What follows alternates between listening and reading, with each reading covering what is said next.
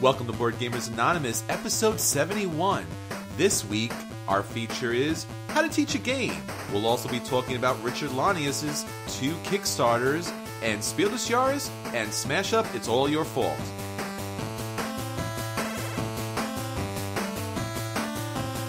You're listening to a proud member of the Dice Tower Network, dedicated to bringing podcasters together for the greater good of gaming. It's sort of like Voltron, but with better lip syncing. Find out more at Dicetowernetwork.com. Welcome to Board Gamers Anonymous, the podcast about board gamers and the insane fun we have at the table together. This is Chris. And this is Daniel. And unfortunately, a tragic rondelle accident ruined the podcast that I recorded with Drew. So I apologize to Drew and everybody out there who's been waiting for Drew to come back. We actually recorded a whole episode, but some crazy technical time warp glitch ruined that episode. But thankfully, Daniel was able to jump back in, and we have an episode for you this week. Yep. Yay! Yeah! Woo! So playing the part of Drew will be Daniel this week. Rondelles, Risk, old games, Let me ask you Boo this. Superheroes. What else? What else is there? Smash ups or mashups? Mashups, Lord of the Rings. Lord of the Rings. Gospel. Very tall guy, something. tall guy, beard. Stand on table. Yeah, okay, yeah. we got this. I got this. I got Drew. I can do this. I can channel the love of Risk and the hatred of most of the fun games out there because they happen to have superheroes in them, but okay. And Lord of the Rings. For some reason. The Gospel of Lord of the Rings.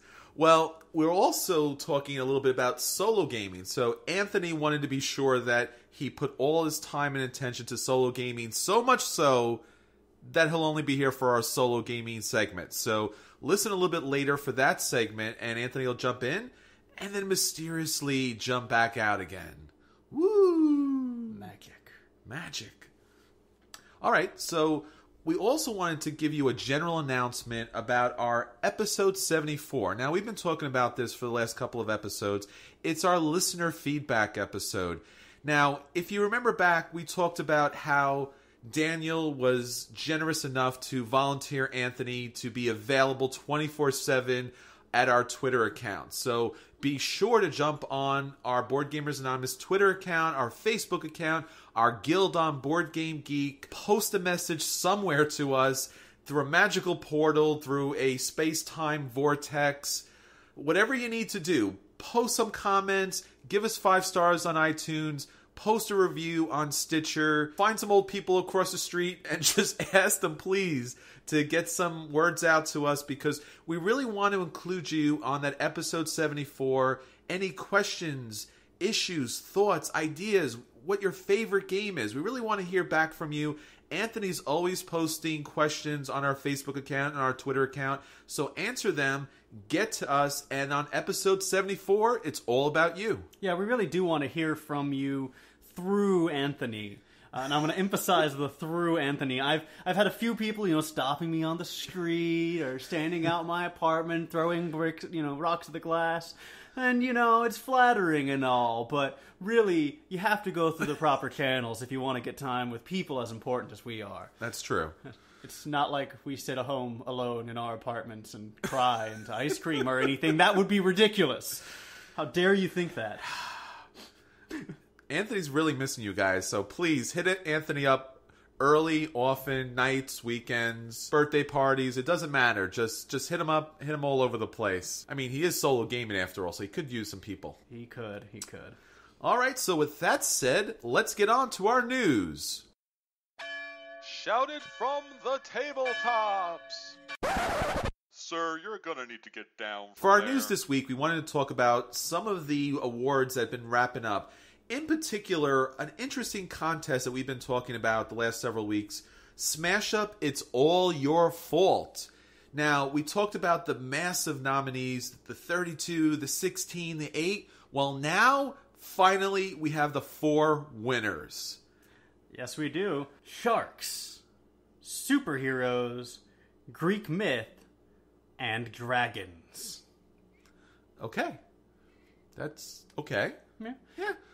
There's a little bit of synchrony there, right? So superheroes are kind of the modern version of characters from Greek myth. And, True. you know, sharks and dragons are both the sort of the dangerous monsters of the deep, right? I see what you did there. Yeah, I think that, you know, maybe that's indicating some sort of cultural zeitgeist. I see. Or maybe I'm just totally full of it.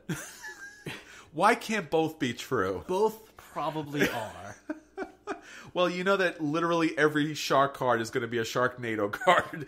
Sharknado. Yeah, that's pretty much determined. That's got to be the big card, right? It has to be. It's got to be the big, powerful card. Somehow you're going to throw as the action is going to be like, take all the sharks from all the bases and put it on one base and create a Sharknado. Yeah, I wonder, actually, I was just thinking, is it going to be a minion or an action, right? Is it going to be a minion card that's like a really big bunch of sharks in a tornado? Or is it going to be an action card that clumps your sharks together and like randomly throws them or something? I'm looking forward to it. I actually might want to actually play with that faction. The superhero faction might be interesting, but I don't know how legally distinct they're actually going to go with that. Yeah, I mean, they're going to have to be pretty generic, right? Or else they risk significant legal problems. But that shouldn't be an issue, right? There's lots of sort of generic riffs on the superhero. Yeah, I mean, they have so many factions out already, and I think they've skated around all those problems. I think they should be okay, but I gotta believe there's going to be some sort of quasi-Avenger group and some quasi-Clark Kent in a, I don't know, phone booth switching clothes or something like that. That would be another interesting action. Yes. Like the transforming one. That's a good question, though. Are they going to go Marvel superheroes or are they going to go DC superheroes? Okay. Who's going to be their source of inspiration there? Ah, there you go. Yeah. Are we going to get Justice League or Avengers? Well, there's definitely got to be a Batman card, right? There has to. It has to be a Batman card. I think Batman, just based upon all the memes that have been out there, there's got to be a Batman card. So now, Greek myth should be pretty cool. A lot of different gods, you know. The Pantheon's pretty full. A lot of different gods, a lot of different heroes and monsters. There's a lot of ways they could go with, you know, the most powerful card. Is it going to be Hercules? Is it going to be Zeus? Is it going to be one of the elder gods, right? And I wonder, too, are they going to go modern, like kind of movie myths, or are they going to go really classic stuff? Yeah, that's an interesting question, right? Are they going to... I feel like they're probably going to do modern takes on Greek myths. Okay. Because they're going to want to resonate with their base more, and their base is not entirely composed of classicists. Yeah. Though they would really enjoy it if you spelled it. That, yeah. Right, if it were Heracles, like it's supposed to be, as opposed to Hercules, they would be really excited about that, and then no one else would know who that card was supposed to be. It's true. So you can't be too exact there. So that might just be a faction just full of really strong minions. Maybe, right? That could be an interesting way to go about it, right? There's lots of really tough characters. Just like superheroes and Greek myth, as you were saying, just like these big, powerful beings. Maybe it's all about the minions, whereas sharks and maybe dragons, it's all about the actions. You never know. I mean, sharks and dragons are also pretty scary things. It's true, but they don't have, like, the big individual ones. I mean, like, you could have Tiamat, you could have some of the big dragons from D&D, but typically, maybe it's going to be like fire breath, ice breath, acid breath, lightning, you know. Yeah, it depends on what source they're going for with the dragons. This is something I've been wondering, you know, are they going to include East Asian modern models of dragons? Very cool. Are they going to look at, say, like Norse dragons? Arguably, Jormungand, the world serpent, might qualify as a dragon, in which case that is definitely the big card, because that thing wraps around the earth 3 times or something like that. So there's a lot of interesting ways they could go there. Hopefully they move beyond just the D&D cut and paste chromatic dragon model. I guarantee you, no matter what happens, someone's going to complain that there are some dragon cards in there that are not technically dragons. Well, you know, if they want to get into cryptozoological cladistics, right, and start dividing up the non-existent creatures into non-existent species, I'd love to see their scholarly work on why they should be taxonomized in such a way. You don't know, maybe they share a common ancestor, right? There are glass lizards, or lizards that don't have legs. That's true. Right, and they're lizards, not snakes, so maybe the legless dragon is just the same sort of thing. Okay. Boom. Served before you even ordered. imaginary, rhetorical, very fussy listener who probably doesn't listen to our podcast because they would have given up on us like months ago. So was that like a dragon burn then? Oh! You can't see it, but I'm doing the obnoxious thing with my hand. The thing. Yeah, you know. I think they felt that. They felt it? Yeah, they felt the burn, so they knew that the hand was there. They felt the obnoxiousness coming through the microphone. I feel like you should drop the mic, but it's our only mic, so... I don't want to drop my mic. It's expensive. I like my mic. Then we'll really need the Patreon account. Can you back us? Because seriously, we dropped the mic because it was such a cool moment, but now we can't pick it up because it's all in pieces. I am regretting my flair for the dramatic. It was worth it, man. It was worth it. Now, on to the final big awards that everyone's been waiting for, the Spiel des Jahres. Each and every year, we talk about all the different awards, and, you know, the Origins awards are kind of humorous, because that's what they were going with, right? Yeah. Yeah, okay, they were going humor. That must have been doing it. The Dice Tower Awards are really smart, because they bring the best of board gaming, publishers, podcasters, videocasters, and they pulled together an excellent list. And then Spiel des Jahres is the kind of, I guess, would be the motherland or the fatherland? It is the origin point, right, for a lot of modern gaming, right? German-style games and the push of popularizing board games out of Germany is largely to credit with the resurrection of the board gaming industry from what appeared to be extinction.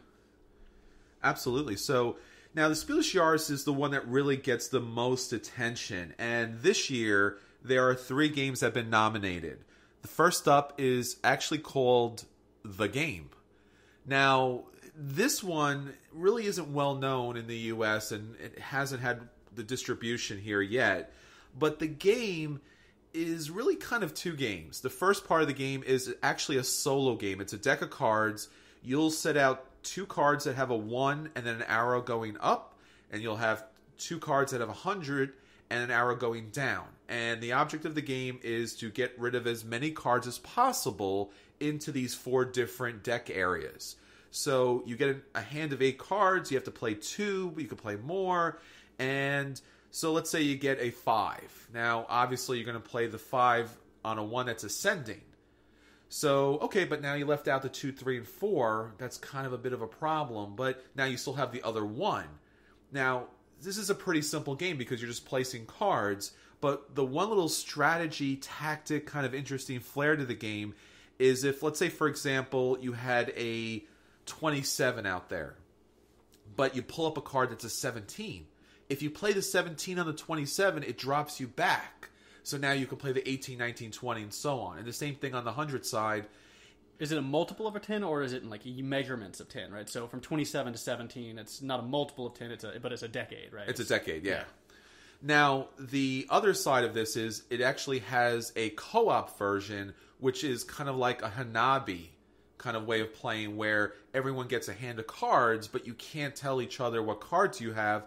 But then you can use these really obscure kind of rules where you kind of hint what to play and what not to play, which personally I absolutely hate. And I know that Hanabi is a good game. I just utterly hate the way that everyone plays the game, because there's always a way kind of around the rules, but within the rules, but it's not playing the game. And then everyone's like, oh yeah, I got 25 every time. Like, no, you're not playing the game right. So I don't like that version of it, but the solo version seems excellent. And we've talked way too much about a single deck game. But the other game is Machikara. We talked about this game a lot. It's a little bit like Catan. You have a number of cards that make up a marketplace. You will purchase cards, put them as part of your tableau, and then as you roll the dice, or as other people roll the dice, depending on what pip shows up there, so if you have a card that benefits off a 5 and you roll a 5, you will be able to use that special ability. It's a very light game. It's a fun game. We've all enjoyed it. Not much more to say about that game. There's expansions to it. We've already talked about those expansions. And there's also finally Cult Express, which is a 3D train, which is kind of these little cardboard pieces. It's really cute, really interesting. It's got a lot of tokens, and you are trying to rob this train. And there's a sheriff that's kind of combating you, and all the other players are kind of working against you. this is another game that is kind of hit pretty big here in the U.S. People have liked it a lot, but it really hasn't gotten the wide distribution yet. So we'll probably see this now kind of reach out and spread out everywhere because of these nominations. Yeah, sounds like it's going to be a good time for these games. I think The Game is the one that I had never heard of. I'd seen Colt Express around a lot recently, and Monkey Koro, of course, is very widely known. The Game, though, I don't even think I'd heard of once. Yeah, I don't think so either. I don't think it's really here in the U.S. as of yet. I mean, I think there's a few copies that are floating around, but it hasn't, hit distribution yet. Yeah, cool. Now, the Kinderspiel, this is the one for children's games. This is games that definitely haven't hit the U.S. yet. These are German games. There's Push a Monster, there's Spinderella, and there's Shouts Rabbits. I guess. Shots Rabbits. I have no idea. Let's go with that. Okay. That's what we're doing. And then the final category, and probably the one the most important and most interesting to us, would be the Kennerspiel. Now, these are the kind of gamer games. There is Broom Service, Elysium, which we talked about, and Orleans. These are all pretty interesting games. Broom Service really hasn't had the wide U.S. distribution yet. We haven't gotten that game to the table yet. Elysium we talked about previously. This is a card selection game, and then you'll put the cards as part of your tableau, and then you'll get a special ability, and then you'll be able to take those cards that were giving you special abilities and then play them to do a set collection mechanic like Abyss. So use the card for the action, and then finally use the cards for victory points, and you collect sets that score you points, and that's how you win the game. It kind of looks like Deus a little bit, but it plays like Abyss. And then Orleans is a bag building game. So you actually have these cubes and you're putting them out on the board. It's a real classic Euro. This was a recent Kickstarter that was highly successful. Once again, has not been out to the US yet, so we have very light details, but we've seen enough playthrough videos to know that at least Elysium and Orleans are outstanding games, and I'm not sure which ones are going to win the awards here. It's a bit of a challenge. Sometimes it seems like one is a big front runner, but then another one just comes out and wins. Yeah, I mean, I haven't had a chance to play either of these games, but from what I've seen of them, Elysium looks more my speed.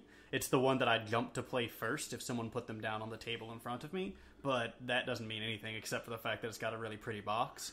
Right? I mean, it could be a terrible game as soon as you open it up. It could be New Coke. Yeah. I mean, from last year, Camel Up won the Spiel des Jahres, and I think probably the game that's probably closest to that would be Cult Express as far as, this has really cool parts to it and bits. In Camel Up, you have this pyramid that shakes the dice up, and you pull this little lever, and the dice roll out. Yeah. So Cult Express has that kind of really cutesy kind of gimmick, but Monkey Koro is really the kind of splendor of 2015. It's light, it's fun, it's simple, and it plays with a lot of people. Yeah, I could definitely see Monkey Koro taking its category, just because it's such a fun game. It's such a good game. But then the game, which is a horrible name for a game. I'm sorry. The game can't be named The Game. The game plays a lot like Hanabi, which was also another winner. So this category can go, either of the three ways if you look at the previous winners.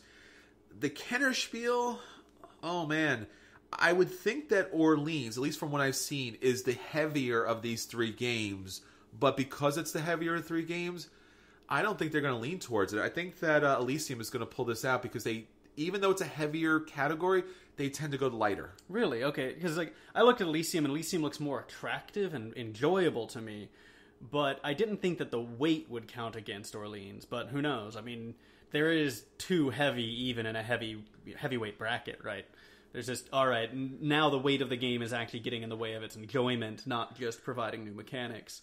So, but though I imagine no game that flawed would make it into this list, so I'm sure it's a fine game. Yeah, these are all great games. None of these games is, weak. But, for the Spiel des Jahres, you had Camel Up last year and then Hanabi, like we talked about. But, I don't know. They're all really nice games. And, we're looking forward to the winners because, at least with this this group of people, they actually pick out some really decent games. Now, with all those great nominees that we've been talking about, let's talk about our acquisition disorders. And now, our acquisition disorders. Acquisition disorders? That's crazy. All I need is the base game. Nothing else but the base game. The base game and the expansion. See? Nothing else. Just the base game and the expansion and the promos. The base game, the expansion, and the promos, and of course, the upgraded components. Why wouldn't you have the upgraded components? So the base game, the expansion, the promos, and the upgraded components. See? That's not too much, but maybe, I don't know, maybe you might need the... Now, for our acquisition disorders this week, we are talking about 2 brand new Kickstarters that you definitely want to get in on. So this is a Richard Lanius love fest. Now, you know us. You've listened to us. And we have retold our outstanding adventures with Defenders of the Realm. Now, maybe you haven't gotten a chance to pick it up yet, or maybe you haven't got a chance to pick up some of the extras like the Dragon expansion, which has been out of print for quite some time. Well, now is the time, because Defenders of the Realm has a Kickstarter for their Dragon expansion. Now, if you're like me, you've already picked up the Dragon expansion, plus literally everything else that kind of comes with this game. But the Dragon expansion is a second edition, so they're adding some new things to that. So if you already own it, you can pick up the Dragon Hunter version pledge level for $25. You get the new placards, all new cards, new rules, the Winds of War expansion, and their stretch goals, which are pretty extensive. But if you don't own either that expansion, you can pick up the expansion, you can pick up the base set, and honestly, this Kickstarter campaign is crazy because they're offering everything that they've ever made that came out with Defenders of the Realm. So we're talking about all the hero expansions, we're talking about all the promos, we're talking about the recent Minions campaign, and then we're talking about all of their painted sets too, because you can actually purchase the dragons, the heroes, the minions painted, plus all of the other games that kind of are around the kind of area. So Dragon Rampage and Defenders of the Realm's Battlefield, I kind of own those already too, but nonetheless, they're at really cheap prices. So if there was ever a time to back this campaign, or ever a time to check this out, now is the time. Yeah, and I think some of the add-on options are limited numerically, so you might want to jump in early rather than late, because they are not going to be making more of some of them, I think. Yeah, and I think what I really like about this campaign too is that there are some stretch goals just to give you free stuff, which I really like. So it's, while there is a lot of add-ons, so you can kind of pick and choose what you want, but like, hey, you get an extra dragon. Like, awesome, dragons! And as we know from Smash Up, everyone loves dragons. Oh, yeah. Oh, yeah. So my acquisition disorder is not very different. I'm looking at the Defenders of the Last Stand adventure board game on Kickstarter, which is also a Lanius game. And as far as I can tell, is Defenders of the Realm, but with a Mad Max theme. Which seems honestly pretty cool to me. I like Defenders of the Realm, I like Mad Max, and I bet this is going to be a pretty popular game with the Mad Max 2 coming out, or having come out. Yeah, it's the new Mad Max, like, which is Fury Road, right? It's part of the other movies, but it's not. Okay, anyway, Mad Max reboot means that a Mad Max themed game is probably going to do well. Yeah. And I think it'll probably be popular at tables.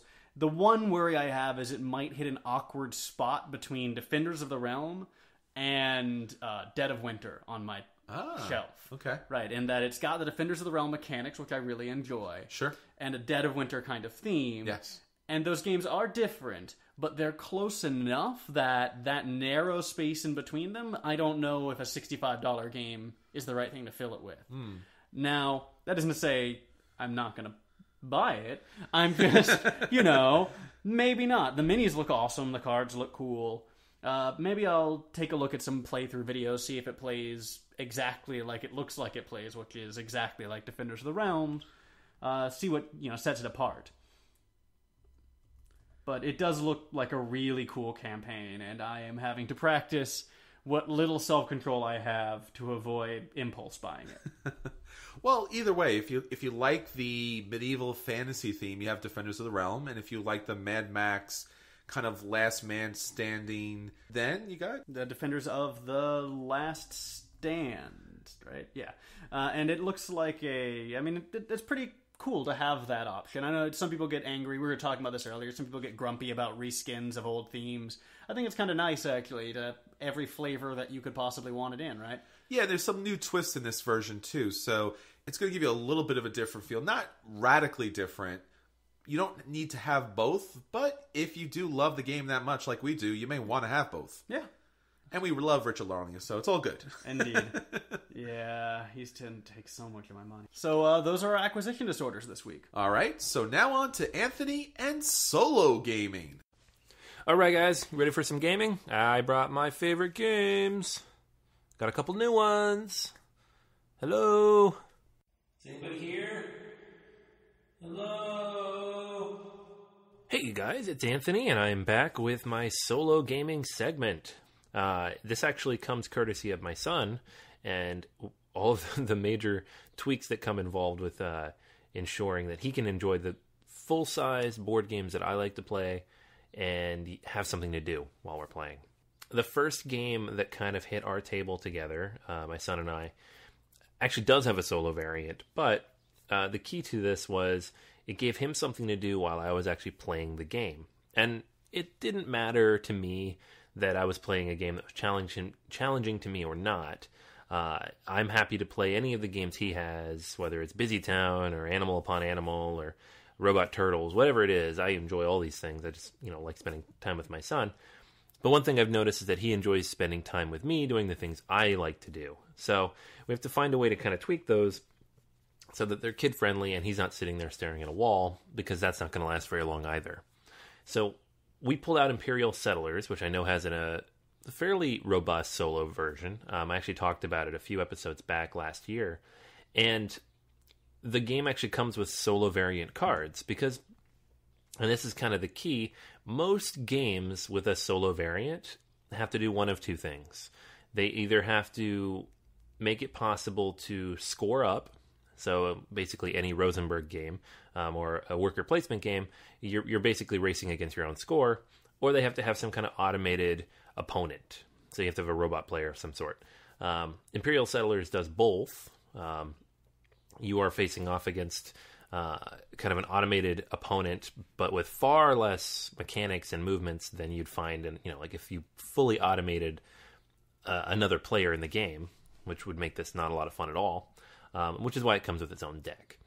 And then on the flip side, you're racing to maximize your score. Because actually winning against the computer, quote unquote, in Imperial Settlers is fairly easy. I'd say we win 90% of the time. But actually getting a high enough score for it to be one of those top level scores is a fair bit more complicated. Complicated further by the fact I let my son pick the cards when we're drafting.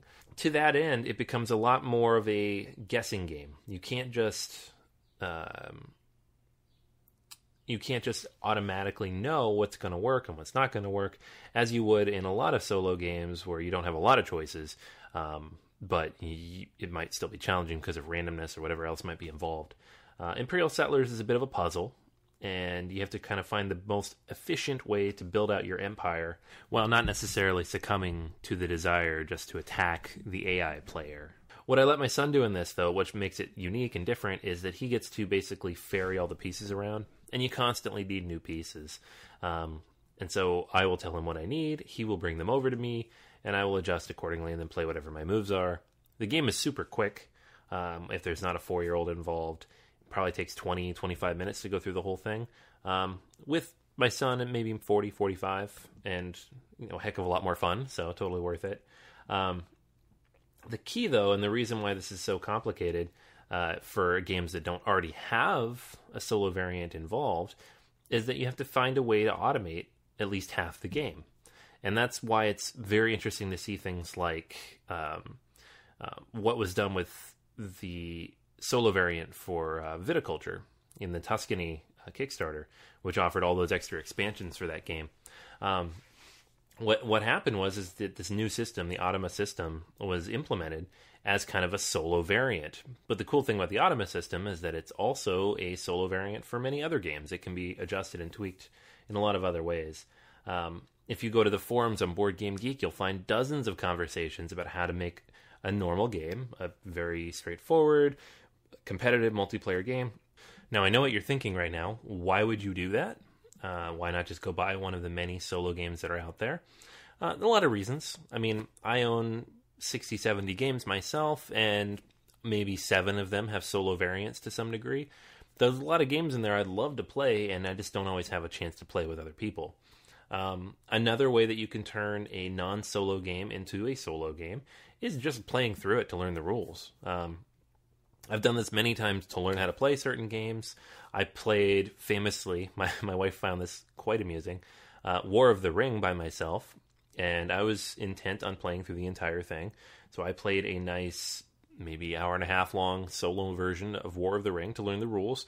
And to be honest, it really took that long to learn the rules. So I'm happy I did it, but it was, it felt a little silly at times. Obviously, any game where there's hidden information, where there's 2 decks of cards or 2 hands of cards, and knowing what the opponent has would give you an advantage. It makes it kind of hard to play that solo, but other games less so. It really depends on what you want to get out of it, how you want to play, and what the most efficient way to do so is. So the bottom line, is there a good way to turn a non-solo game into a solo game? Depends on how flexible you are and what you're willing to give up. At the same time, there's a lot of really cool systems coming out that make it possible to turn those games into solo games. And increasingly, designers are taking the time to do it for you. That's why we have games like Imperial Settlers that are fantastic solo plays, because the designer decided to spend a little extra time and build out a solo deck and make that a possibility. Other recent games I've gotten in Kickstarter, Fidelitas has a nice solo variant.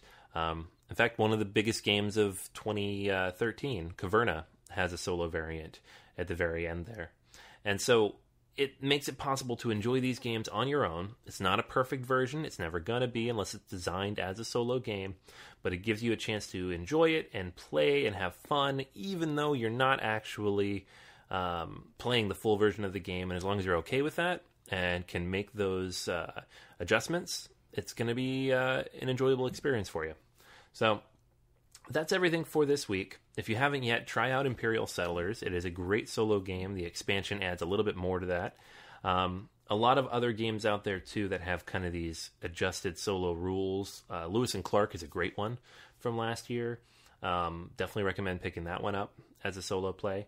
And there's a bunch more that are coming down the line with solo versions or solo variants that you can find on Board Game Geek. The key is to find a game that you enjoy and don't mind tweaking to continue playing, even though you enjoy it the way it is.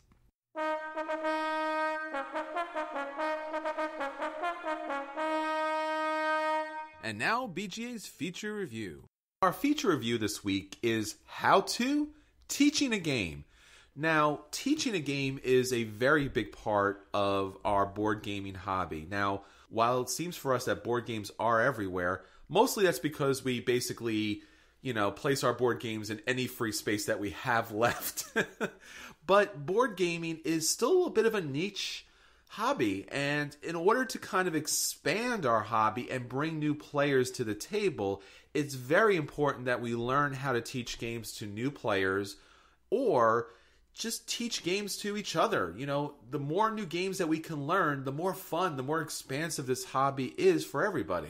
Yeah, it doesn't really help you to have a large game collection if you've got no one to play with. Take it from me. Most of the week I have, a pretty large shelf full of games that don't do anything ever. I have so many games still in wrap, guys. It's a real problem. So the way to solve that problem is Daniel needs to rip open one of those games and teach it to somebody, man. I'm just going to start abducting people, just pulling people off the screen, be like, you're going to play a game with me now. Maybe I think Saul might have ruined that opening, actually. Do you want to play a game? Do you want to play a game? No! I mean, literally, a game. It's kind of like Dominion. Do you know Dominion? No? Okay, well, you'll learn. Don't worry about it. So that being said, other than abducting people to play games, it's really important, and it's very much a big part of our hobby, because we are ambassadors for the hobby. Each and every one of us, and if you're listening to this podcast, you are a hardcore gamer, man, and we really like to have you here. And we really want to teach you how best to teach a game, because it is a very complicated and in-depth process. It's not just like you just throw the game at the table and go, all right, so we're playing, right? So with that said, we want to go through a couple of the different steps that you should consider when teaching a game. So first off, the most important step is the selection of a game. Now, we all have a number of great games and some games that we really do love, but the first thing you really need to think about is who's going to be sitting down at the table with you and what games do they like? Yeah, I mean, you've got to tend not just to theme. That's going to be important, right? If someone hates zombies, don't go pull out Dead of Winter, no matter how good of a game it is. Sure. Right? And you've got to pay attention to certain factors of the game that may be more difficult for some people than others, right? If you've got a colorblind player, you need to be attentive to that. If you've got an English as a second language speaker, you better be attentive to that, because I have a friend who's from China, and we'll sit down and play games sometimes, and I ended up in the awkward position of every turn she'd just hand me a card. What does this say? What does this say? Because they were cards with tiny print that were just full-on like paragraphs of text, and you know, she could keep up for a while, but after a while it's just exhausting to read that much, even if it's your native language. Yes. So you've got to be paying attention to that sort of thing. I mean, it's helpful, too, if your game collection is nearby, that they can actually look at the games and see if there's something that catches their eye. But as you said, being knowledgeable about the game, is it language dependent? Is it, you know, is this a lot of dice rolling? Is it a dexterity game that the person may not be able to handle or play well with? Maybe they're not, you know, as able to do certain things. So knowing the people that you're playing with and picking the most appropriate game is very important. Now, one of the ways that we can help you with that is each and every week we put out a podcast and we talk about games. And we talk about, you know, who would really benefit by playing this game. And, you know, typically, and most importantly sometimes too, what's the real time that this game does take to play?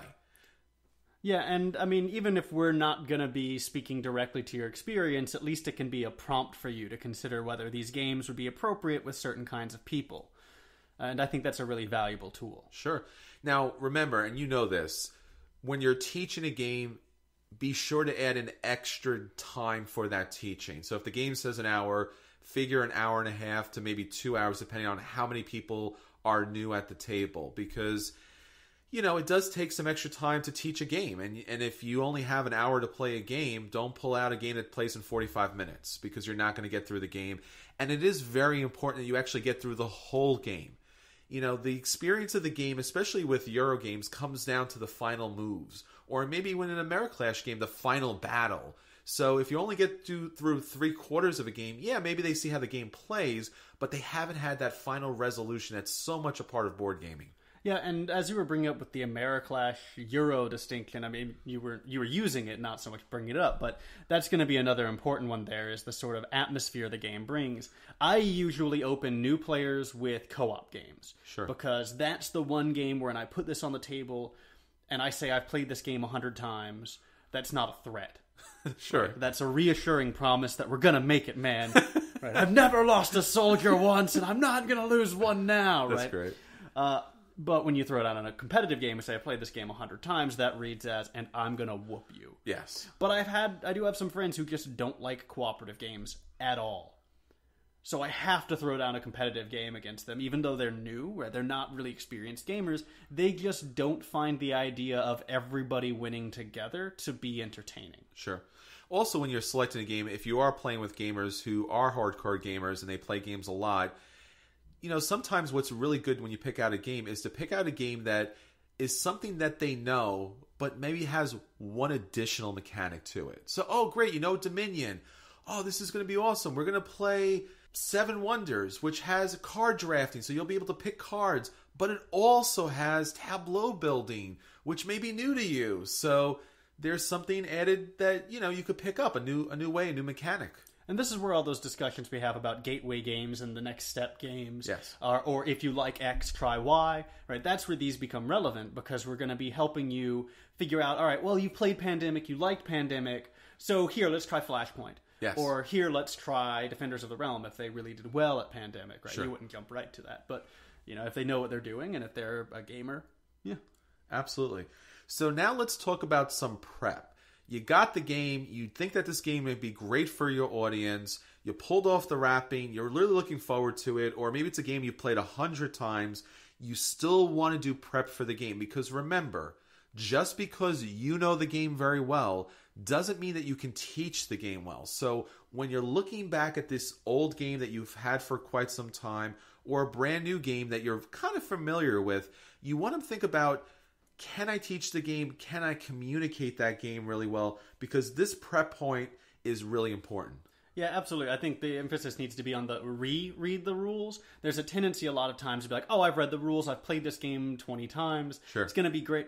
But remember that you played that game most every time with a bunch of other people who also know how the game works. And they're not going to ask you really weird questions about whether certain moves are possible, because maybe it would be a tactical mistake, or it's a really bizarre thing to do, or just something that never came up. But a new player will find a way to ask you the weirdest questions from the book, and you will spend the entire game session in the FAQ and Errata section if you don't prep. Sure.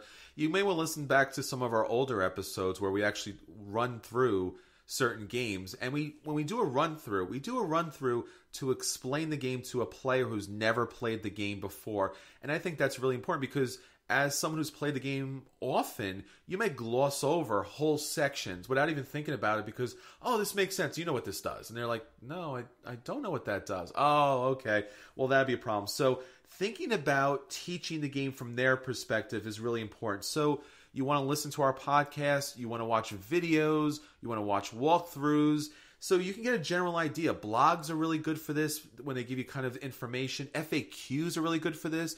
Go to Board Game Geek and read the rules section. Just kind of flip through that really quickly, because sometimes it might point out there's certain rules that are clunky that you may want to point out in the beginning, like, yeah, this plays like this, you should know. It's not really clear on the cards, but a lot of people were having problems with these certain rules or these certain cards, so keep an eye out for those. Yeah, definitely one of the first things I do is look for errata. I look for rules that have been changed, or people discussing rules in a very clear way, because that's going to let you know not just that specific ruling, but it's going to give you sort of forewarning what kinds of questions new players will have that will really stump them. Right. And might send you back to the book a couple times if you're not ready to answer them. Sure.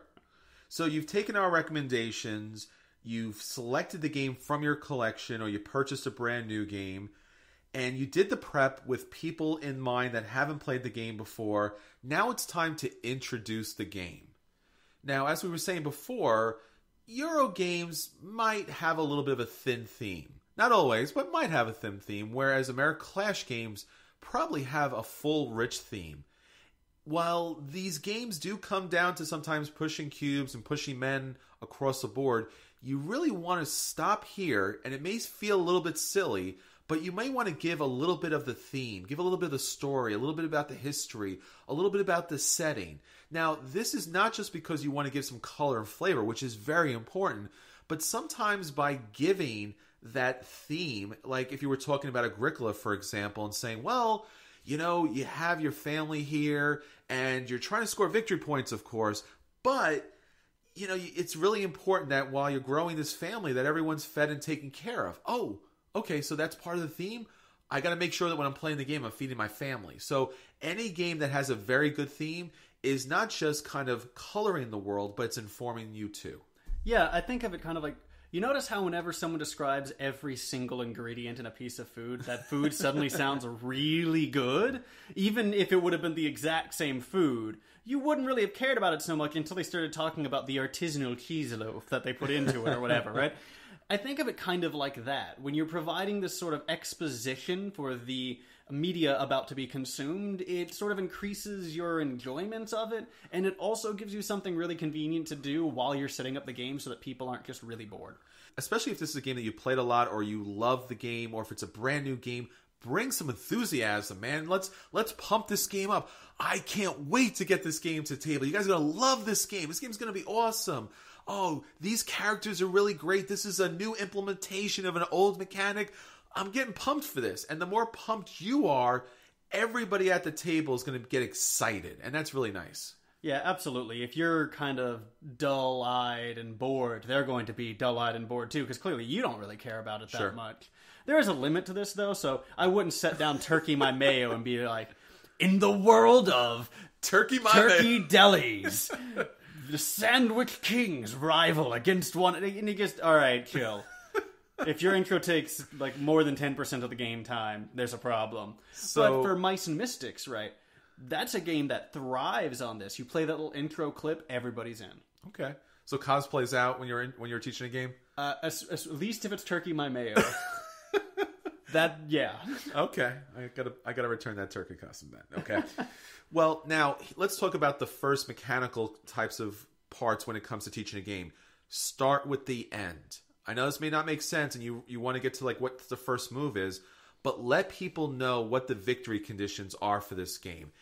You know, for example, when you play Rune Wars, you look at this massive game of, you know, where all these different terrains and you have all these troops and soldiers and demons and monsters and heroes, and you're like, I know this game, it's Risk. And when you play the game, you play it like Risk, and then you don't realize it's not like Risk at all. It's about collecting the runes. So the first and most important thing is to let people know if this is a victory point game, if this is an area control game, and what is the win condition? What point total am I looking for? And not just win conditions. So in games with player elimination, you're going to want to talk loss conditions too, right? This will make you out of the game even if everyone else is still going on, right? You're gone, right? Player elimination games. I don't like player elimination games largely for that reason, but right, you do want to cover anything that can end the game in either way. Absolutely. So for example, if you're playing King of Tokyo, you can win by knocking everybody out, or you can win by getting 20 stars. So you want to let everyone know what the conditions are so they know what to shoot for. And so that they know what decisions to make that'll get them there too. Yeah, it gives them the goal to keep in mind. And I think it's good to start with this particularly in your mechanics section. Because by giving them this goal, as you then describe how the game plays and how it works and what kinds of things you can do later, which a step we'll get to in a minute, then they're going to have this idea in the back of their head, and they're already going to be trying to make strategies, right? They're already going to be thinking forward about how these apparently arbitrary decisions they make can influence their victory one way or another. Now, we also talked about this a lot when we talk about if you like, for example, Pandemic, or if you like Ticket to Ride, and we've talked about this. We've had a lot of episodes where when we break down a game and we break down the different elements, we often talk about mechanics. So if somebody is a gamer, they'll probably understand deck building, card drafting, tableau building, area control. So when you put this game on the table, before you get into the nitty gritty of like you move here and you move there, you probably want to say, this is a deck building game that has area control and it has elements of tableau building. So you want to give them an idea of those types of things. Yeah, and this bridges nicely into the question of, right, what kinds of actions and choices and vulnerabilities are the players going to have, right? You say it's a deck building game. I already know that at least one of the major actions I can do is build my deck, right? And presumably, one of the vulnerabilities I'm going to have is people can mess with my deck. I think a good way to think of the information you need to communicate to players really quickly about the kinds of decisions they can make, and going over mechanical similarities is a good way to do this, but you focus on powers and liabilities. What can you do, and what can be done to you, right? So maybe you can accumulate coins and gather wealth. It's going to be really important for the player to know, one, how they can do that, and two, can somebody take my coins? Can they take them themselves, or do they just destroy them? Right. Can they destroy my money-making implements? Right. So players are going to need to know what they can do and what can happen to them. Sure. Like I think Imperial Settlers is a good example for that too, because there's some buildings that are your civilization that can't be destroyed, but the normal common buildings can be destroyed. And if you don't know about that going into the game, you're going to get a rude awakening at some point. Right, and that's one of the things that gives those more powerful buildings some of their power, right, is they're permanent, they stick. Yes. Right? And I've seen some pretty unfortunate moments, right, where someone just goes, wait, I thought that these were the same things, and why is this one so much more expensive? And you're like, oh, because that one happens every turn. Sure. That one only happens once. And then they're looking at their tableau and going, oh, so this is useless. Yes. They thought they had found some great strategy or really good luck, right? Now, this is where you knowing the game and you reviewing the game prior to teaching the game comes up, because you don't want to give so much rules explanation and so many mechanics and what you can do, and you don't want to explain so much that you've overburdened and burned the people out before they get started. So if you can, and if the game allows, now sometimes the game does not allow this, but if you can, if the game has different sections to it or different phases to it, you probably would be best off just telling them what they need to know at certain points in the game, especially since this is a teaching game, and as we all know, we're teaching the game. That's the win condition for us as the teacher. So let them know, like, hey, these are the available actions at this point. These are the things you can do. And then there'll be other actions, and you just want to keep an eye on a couple of things here and there. But I'll get into those other things because they happen later, and they're not connected to what happens now. Yeah, as far as gaming is concerned, I'm a big fan of the learn by doing strategy. Too much discussion of all the possibilities, and I'm going to phase out. So when we talk about, assessing the powers and liabilities of these, of the players, don't go down every single card in the deck. Most of us can read, and if we can't, we shouldn't be playing a text-driven card game anyway, right? So just cover the basics, the general ideas. Things like you can gain health back, you can lose health. You don't have to tell me every single kind of attack that can cost me health. You just need to let me know, can I lose health? All right. Is that like a thing I need to worry about? Or is it okay if I get down to 1 health because nobody else can hurt me, only my own actions can, right? So that's going to be a very important distinction, right? Don't overteach. Sure. And I think Drew's really good about this, particularly because what he likes to do when he's teaching new gamers is talk out loud his process. So he's like, all right, I think I'm going to do this, and I think I'm going to do that, and I'll do this because this will do this for me. Because some games, since there's a lot of open information in the game, if it's pretty obvious to other players who've played the game why you're doing X, Y, and Z, maybe explain it out loud. Like, I'm going to take this resource because it'll turn into this resource later on. Anyone who's played the game knows what you're doing there, so might as well let other players in on that information. Yeah, and it sets up a really interesting dynamic at the table, too. Because even the more experienced players can start sharing strategies. Yeah. And it becomes, I think, actually more friendly, in a sense, when you start doing that. So I really like when Drew does that. Absolutely.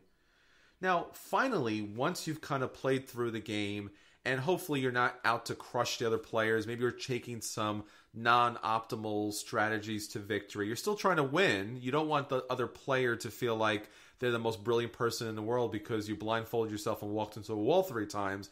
You should still try to win the game, but maybe you want to give them some options and maybe not attack them so much, at least not in the first game. You want to start talking about what you enjoyed about the game. You want to debrief the player. Yeah, I think this is going to be a really valuable thing, and it's something people don't typically do.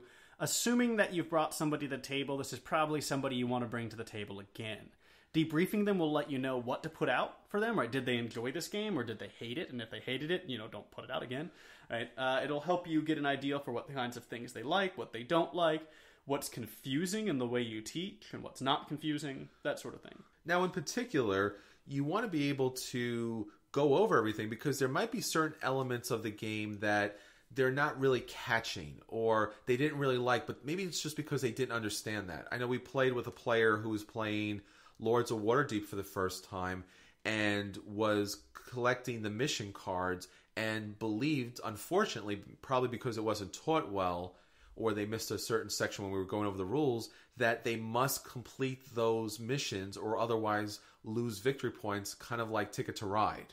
Oh, wow. So at the end of the game, they were very upset because they were like, but don't I lose points for these things? I've been trying to complete all of these things. Like, oh, no, not at all. It doesn't really matter at all. And they were really upset about that. So being able to address a lot of those issues that they may not have picked up at some point for some reason is really important and keeps them a friendly gamer and hopefully gives them a chance to come back and play the game again.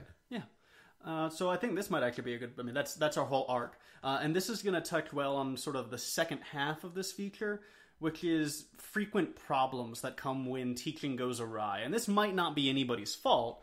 Teaching games is complicated, games are complicated, and, maybe somebody just misunderstood something somebody said.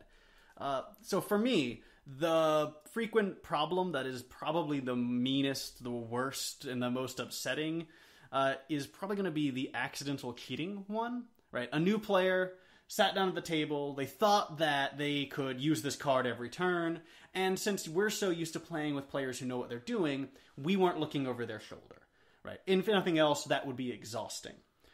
So they've been accruing a massive amount of points and going, wow, they're doing really well for their first time playing. And they're like, man, this game is so easy. Why isn't anyone else doing what I'm doing? Maybe I just got all the good cards. Sure.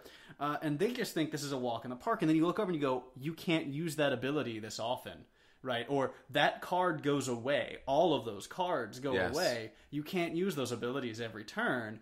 And the game stops. Yes. Because you've got to figure out now, what do you do at this point? What do you do? Yeah, I think this happens a lot in Seven Wonders, where people often don't talk about how you can't build duplicate buildings. At some point towards the end of the game, you'll look at someone's tableau and you're like, you've built 3 of those 6-point blue buildings. You shouldn't have been able to do that. So sometimes there are things that are not heard right or overlooked, and it leads to some problems playing the game. Yeah, I mean, it's your turns down the game now. Right? Yeah. So you're midway through the game, right? That's the nightmare situation. You're midway through. You have got the options of start over and play it right, but hey, you're midway through, and if this is a long game, that's an hour down the drain at least, and nobody was going to want to restart, right? They're going to be frustrated. Sure. Or you keep going and you correct the problem, but then that new player has gained this substantial lead over the more seasoned players because they were cheating. They didn't mean to, but they were. Or you try to come up with some quasi-fair penalty for the new player, but it's not clear what that would be in most cases, right? You're just sort of ballparking like, let's take, 30 points away. I mean, the game basically has an asterisk. I mean, that's really all you can do at that point if you're midway towards the end of the game and someone's been playing something wrong. Since it wasn't intentional, it's not really cheating because they weren't trying to purposely get an unfair advantage. But at the same time, since the other players wanted to play and enjoy this game, it throws the game off a little bit. I would say if you can roll it back a little bit, do that. If you can't, then just play it on. But I think it's very important that you finish the game. Yeah, I agree. I'm on the camp of it takes more effort to try and force a fix than it's worth. Right, you're going to obsess about this problem. You're going to spend an hour debating what's fair. Everyone's going to be upset. The new player's going to feel like an ass and never going to want to come back. Right, and people are going to start getting angry. Or you can just let it go. Yes. And remember, it's a game. Yes. We're here to have fun. This is a new player. It's not surprising that they made a mistake. Sure. Let it go. And I think, too, when you're playing a game, especially with people playing for the first time, even if they're a hardcore gamer, you know, sometimes you're thinking about a strategy and you make a move and then someone else makes their move and you're like, wait a minute, you can't really do that, or that's not really going to do anything for me. If you can, let them, give them a mulligan. Let them be able to do that little turn around or that place that worker in a different spot. If it's not affecting other people, catch it early. Let them do that little spot over, as long as it hasn't hurt everybody else's gameplay. Yeah, I mean, there's nothing like turning a moment of accidental cheating into a teachable moment. We're like, oh, I see what you're thinking. I see why you're trying to do that. But unfortunately, you can't do that. Remember that these powers only happen once a turn. Sure. So you can't use the same one over and over again. So maybe you want to redo your turn. Just don't play up the fact that this has given them an unfair advantage thus far. They already feel bad enough. And it's really just not worth the anger and frustration of trying to adjudicate some arbitrary fair rule here. And if you're with the kind of people who are going to get upset about a new player making a mistake, and a minor rules mistake that gave them a slight fair advantage, maybe reevaluate your game group. No, that's a little harsh. But, people do get invested in these things. Sure. But it is important to be able to step back and say, it's just a game. I'm here to have fun. I'm not here to win, right? I'm here to have fun. New players can make mistakes. It's okay. Another sort of the flip side of accidental cheating, right, is another major frequent problem, which is I call it I thought that X plus Y equaled win. Right. This is when the new player misunderstood the rules in a way that didn't give them an advantage, but they thought they had one. That is, they heard the win conditions, and they heard an A instead of a the, or a plural instead of a singular, or something weird like that. And they have spent the entire game building this ingenious engine to do something that is in no way rewarded by the game rules. Right? They have spent a massive amount of effort. Every turn they have played has been for this express purpose of gathering these random resources together. Sure. And it looked to you probably like they were just having new player problems, right? Yes. They didn't really get the game. But here they were, totally invested in their coup de grace, and then they found out that they were playing the wrong game. Yes. And that's going to be a really frustrating moment for them particularly. Sure. I had a player who was playing Bruges for the first time, and they were just collecting those little workers like they were building a little army up, and we were just like, I'm not really sure why you're doing that. And they're like, no, it's going to work out. I'm like, I'm not really sure why you're doing that. And then at the end of the game, they didn't realize something, but they thought they had this genius strategy that was going to win them the game, and it actually didn't. It actually lost them the game pretty big. Yeah, and we had a variant of this when we played Lewis and Clark, if I remember correctly. Anyway, I had built up this engine, and it was going really well, and then we looked at the rulebook and went, oh, wait, we taught that rule wrong. The rule is different, and we had to figure out right there, do we change the rule? And I'll admit, that was one of my pissier moments at the game table, because I was tearing on down. I was like, I've got this in the bag. I learned the rules. I built the right system, and then I hadn't touched the rulebook yet. I hadn't looked at it yet. And then someone was like, oh, actually, this isn't how the game is played. And suddenly my engine started ripping itself to pieces and flung me back to the beginning. Sure. And it was probably the right thing to do, was to set the normal rules in motion from that point forward. But it is very frustrating. And unlike the accidental cheating case, where I would want to look at the more experienced players and say, guys, come on. Yes. You're going to play this game 100 times more. It's not a big deal. You just relax. And the mistaken newbie situation, it's a little bit more heartbreaking for me, because you've watched this person get this light in their eyes, they put 2 and 2 together, they're going, and they found out at the end that 2 and 2 doesn't equal 5, and just crushes them a little bit. Sure. But I do think the right call there is to instill normal rules. You don't want to teach it wrong. You don't want to reinforce wrong teaching, especially. But you do have to be sensitive there. You should be like, oh, that's terrible. I'm so sorry. And it's something that they should probably get used to, because rules mistakes are pretty common things that I think we deal with. No matter how closely you read the rule book, somebody at the table is probably going to make a mistake or come close to making a mistake if you play enough games. So another big frequent teaching problem, maybe I'm a better teacher in the classroom than I am at the table. And you're talking to 2 qualified, highly rated on Rate My Professor teachers. Both with college teaching experience and still. Yes. Another problem I've seen is I call it the why bother problem. Sure. New player hits the table, they're going, and they're getting in their car, they've turned the key, they're shifting into first gear, and they look up and everybody else is halfway down the track. And they just go, oh, well. Uh-oh. And this can be sometimes a symptom of the I thought X plus Y equaled win problem. They thought that they had it in the bag, and now they found out they didn't, and their whole strategy was ruined. So really what they're going to do now is phone it in. They're going to take sort of scripted actions, whatever takes the least thought. They're not going to try to win. They're not invested. They don't want to be there anymore. And they'd like to step away from the game if they could. Sure. I think we had the most prominent version I've ever seen was playing Relic Runners, where one of the players at the table had failed to get an engine running while I had gotten an engine running. And I ended up scoring more points in one turn than they had the entire game. And it was set up to continue doing this every turn. That is obviously an incredibly frustrating place to be, especially because it was clear they were there because of some sort of rules misunderstanding. Right? They're a smart person, a good player. As a rule, they usually run in the top couple players in any game. And it's kind of tough to deal with, but it's this moment where the player just sort of checks out, right? Sure. And that's when I do have some trouble figuring out what to do there, because I kind of want to release them, right? I want to be like, okay, let's just scrap it. Sure.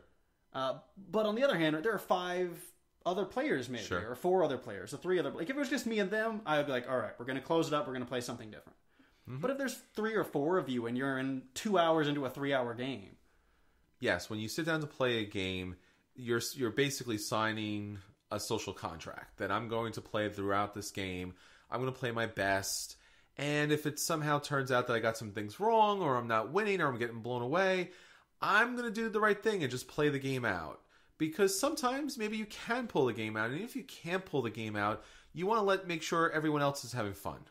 Yeah, and you do kind of bring the table down a little bit. Now, this is another one that's tricky for me because it's the new player that's having a rough time. Again, an experienced player. Sure. And I'm assuming here we're talking new, like newly christened into the club of board gaming. If you've got a more experienced player and they're throwing a hissy, pat them on the head and... It happens. It does happen, especially if you've been playing for 6 hours, sure, or it's 11 o'clock at night, or for you younger folks, it's 1 in the morning or 2 in the morning, right? You're gonna get grumpy. That just happens, and whatever. But I'm especially thinking here of like the new player, and I'm always worried that this could be the moment that crushes the spark you were building, right? Where they're gonna stop seeing playing this game as a game, and it's gonna turn into homework. Sure. Right, they're just sitting going, oh my god, I'd rather be doing my taxes because at least when I got done putting those random formulas together, something important would have been completed. As opposed to me moving a colorful piece of plastic a few spots before I lose. I have found that the most successful strategy for me here is the jangly keys in the face of a baby strategy. Distract them. Sure. Pull them off the game. Start talking, making jokes, maybe crack a few at your own expense if you can, especially at your own playing expense, or tell, funny gaming stories when you made really bad mistakes or you got dug into these holes. Try to break them out of that rumination cycle they're having, where they're just obsessing over, I came to play this game, and I did everything they said, and they said that I didn't, and now it sucks, right? And what's happening is they're getting themselves stuck there. You just got to break them out of it long enough, and most people, I find, reset to a pleasant mood. Yes. And sometimes for an experienced gamer who is learning a game for the first time, it's a little bit slow and frustrating when you're learning a game. You're like, I've played a lot of games. This person is really having a problem trying to teach me something. So you want to be kind and allow them to at least give you some elements of the game. And then when there is a break, you want to come in with some questions. So when it comes to teaching a game, yes, it's about the person teaching the game, but it's also about the people learning the game, that they ask the right questions when there's an appropriate time, and ask for clarification too. Those things are really important. Yeah, I mean, we could actually probably do a whole list on how to learn a game well, and not even learning it alone, right? Learning with other players, right? One of the things I always do when I'm learning a game, the first time I play it, and I do this in most games, honestly, but the first time I learn a game, I was like, this doesn't count. I don't care, right? I'm probably not going to win. That is cool. I'm not going to really, I'll try to win in the sense of I will do my best. Mm-hmm. But really what I'm trying to do is doing my best and following the rules and learning how they go. I'm not trying to cut throats and leave bodies in my wake like I might be if I was playing a game at which I'm more experienced, right? Yeah, if you go into a game and you have crushed the other person and they walk away and they're like, yeah, I'm not coming back, you've lost. Yeah. You can't, and that's really, you want to gain a player here. You want to get someone who's going to enjoy the game, come back to the game, maybe even pick up the game themselves, but you're not there to utterly and totally destroy the player. You're there to teach. That's your victory condition. If you've done a good job teaching, they come away liking the game and liking the experience, you've done well. Yeah, and this connects us to our last frequent problem, which is the wrong person teaching, and as Chris brought up, also sometimes the wrong person learning. And really what I'm actually thinking here is the wrong person teaching for the person learning, right? So for me, if you're going to be one of these read it out of the text, the rule book kind of guys, just don't bother trying to teach me. Hand me the rule book. Yeah. Give me a few short pointers and then hand me the rule book. Chris can attest this. Pretty much every game we play, I've got the rule book in my hands for half the game. Sure. And I read it back and forth and upside down sometimes, just for fun. Or sometimes, I've got a very good friend who's from China, and her English is great, but there are words she doesn't have an easy time with.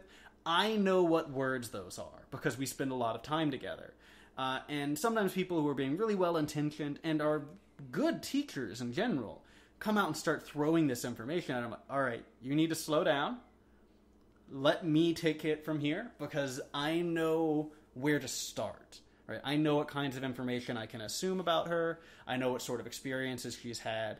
You don't as well. And that's not because you're not paying attention. It's just because I know her better. And so it's often useful to have, the buddy teach, you teach who you bring, right? Your friends. Yes. So just to wrap it up, it is a very important thing to learn how to teach people games, to learn and study and research and prepare in order to be a great teacher, because you, each and every one of us, is an ambassador to the hobby, and our ultimate goal is to bring new players to the table, to expand the hobby above and beyond, and hopefully you've taught the game well enough that they, the new player, can teach that game to other players as well. And you get that little cascade effect. And eventually, gamers shall rule the world. Well, that's what we're doing the whole time, right? Pretty much. World domination? Yeah, pretty much. Yeah. That's what it's going for. All right. Cool. So that's our how-to on teaching a game. So that's everything for this week. So please keep in contact with us on Twitter, Facebook, Board Game Geek, our website, BoardGamersAnonymous.com, our Patreon account. We really appreciate your support. And until next time, this is Chris. And this is Daniel. We'll save you a seat at the table so we can teach you a brand new game. Unless you're Richard Lanius, then you'll be teaching us a brand new game.